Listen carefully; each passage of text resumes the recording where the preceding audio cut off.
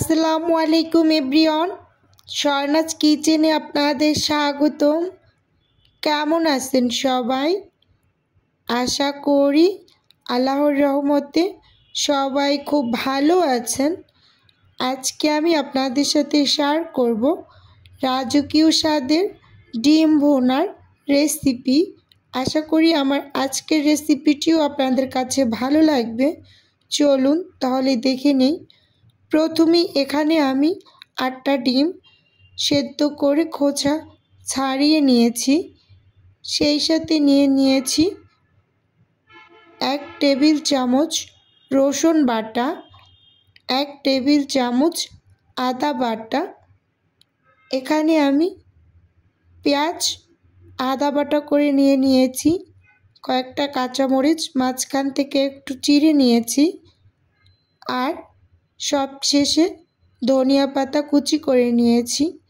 এখন চুলোতে একটা প্যান বসিয়ে প্যানটা গরম হয়ে আসার পর এর মাঝে দিয়ে দিয়েছি সরিষা তেল। আমি রান্নাটা সরিষা তেল দিয়ে করছি, আপনারা চাইলে সাদা তেল দিয়েও করতে পারেন। ডিমগুলোকে ভেজে নেওয়ার জন্য সামান্য একটু লবণ, সামান্য একটু হলুদ গুঁড়ো, মরিচ গুঁড়ো দিয়ে দিলাম। একটু নেড়ে চেড়ে মিশিয়ে এখন ডিমগুলো দিয়ে দিচ্ছি। ডিমগুলোকে একটু সময় নিয়ে হালকা করে ভেজে নেব। ডিম ভুনা করার সময় একটা কথা মাথায় রাখবেন, চুলোর আঁচটা একদম লো ফ্লেমে রেখে ডিমগুলোকে ভেজে নেবেন। না হয় হাই হিটে রাখলে ডিমগুলো ভেজে নেওয়ার সময় ছিটে গায়ে লেগে যেতে পারে।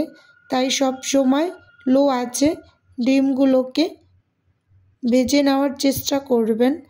এখন একটা একটা করে তুলে নিচ্ছি।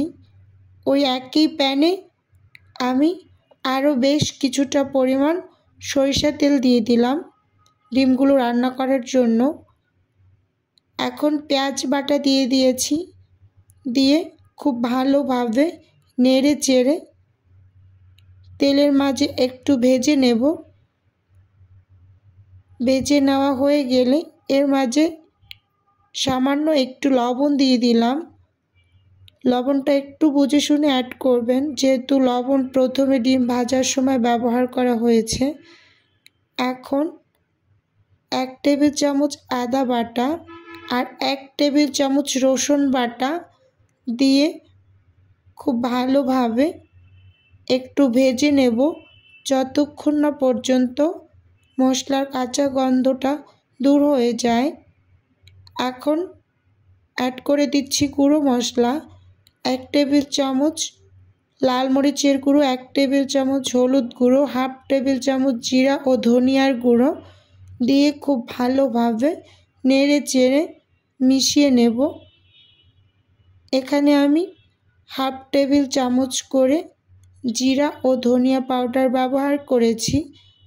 আমার কাছে ডিম ভুনাতে বেশি মশলা বেশি একটা ভালো লাগে না, তাই একটু কম করে দিয়েছি।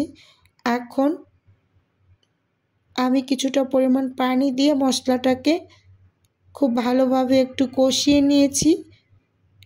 আগে থেকে যে ডিমগুলো ভেজে রেখেছিলাম এই পর্যায়ে ডিমগুলো দিয়ে দিলাম। দিয়ে মশলার মাঝে খুব ভালোভাবে নেড়ে চেড়ে মিশিয়ে 1 থেকে 1.5 মিনিটের মতো একটু এই মশলার মাঝেই আমি ডিমগুলোকে ভেজে নেব। ভেজে নেওয়া হয়ে গেলে এর মাঝে রান্নার জন্য পরিমাণ মতো পানি দিয়ে রান্নাটাকে আমি পুরোপুরি শেষ করে নেব। ভিডিওর এই পর্যায়ে এসে প্রতিদিনের মতো আমার প্রিয় আপু এবং ভাইদের উদ্দেশ্যে একটাই অনুরোধ রাখছি, প্লিজ ভিডিওর কোনো অংশ যদি আপনার কাছে একটুখানি হলেও ভালো লেগে যায় তাহলে অবশ্যই চ্যানেলটি সাবস্ক্রাইব করে আমার সাথে থাকার অনুরোধ রইল। আর হ্যাঁ, ভিডিও শুরুতে একটা লাইক দিয়ে ভিডিও দেখা কন্টিনিউ করুন। রান্নাটা পুরোপুরি আমি শেষ করে নিয়েছি।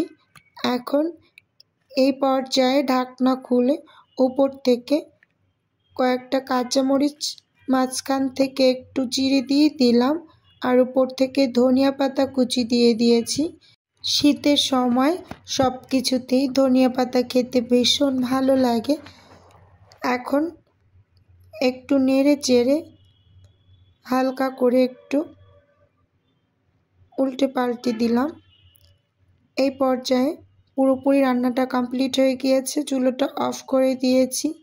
দেখতেই পাচ্ছেন মাশাআল্লাহ ডিম ভুনাটা কতটা ইয়াম্মি লাগছে আর খেতে ভীষণ ভালো হয়েছিল। এভাবে করে ডিম ভুনা, পোলাও, সাদা ভাত যে কোনো কিছুর সাথেই খেতে ভীষণ ভালো লাগে।